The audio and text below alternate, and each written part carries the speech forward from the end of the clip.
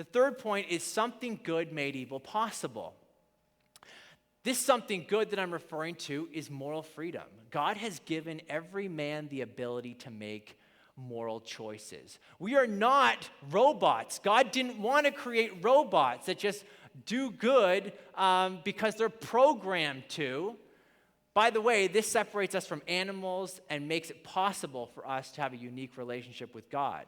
But these moral choices allow or permit the possibility of evil. Okay? So God creates moral creatures with moral freedom, but this allowed the possibility of evil. Some of you might be thinking, but Tim, why doesn't God just prevent evil but still make morally free creatures? Just prevent all the evil, but everyone's perfectly free. Well, that reminds me of this football athlete I had in a math class at King City. Something wrong with those King City kids. So this football player, he was nagging me to use the bathroom, okay, over and over again. I know this kid. He didn't need to use the bathroom. He wanted to wander the halls, and not on my watch. And so I noticed, I'm not making this up, this actually happened. He was playing with a paperclip, okay, at the time. Big football guy. I noticed he's got this paperclip. It's all bent into a straight line, okay? So I said, I'm going to play with this guy. I told him, listen, I'll let you go to the washroom if you can bend this paperclip into 3 different figures. And of course, he accepted the challenge. I said, first, I want you to bend it into a square. So it took him like less than a minute, and he had this thing into basically a perfect square, okay? Bend it into a perfect square.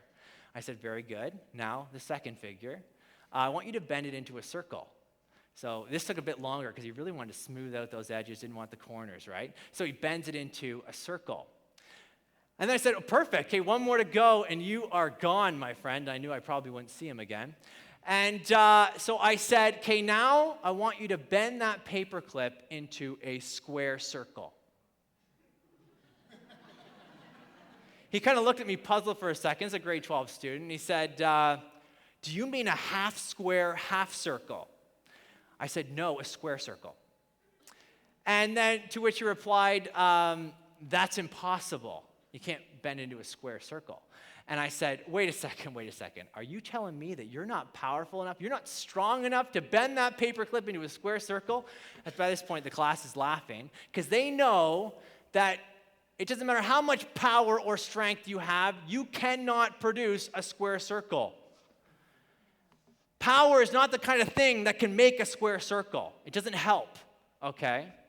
And so in the same way, it's not possible for God to create morally free creatures that actually have moral freedom and guarantee that they will not use their moral freedom for evil.